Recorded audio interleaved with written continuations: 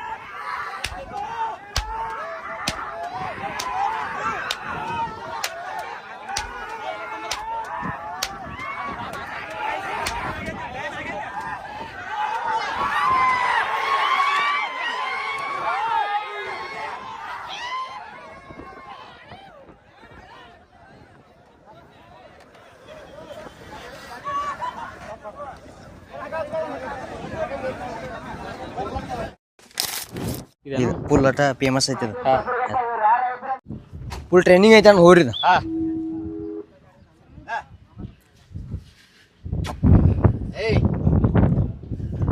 ಅಚ್ಚ ಯಾವಾಗ ಬಿದ್ದಿಲ್ಲ ಅದು.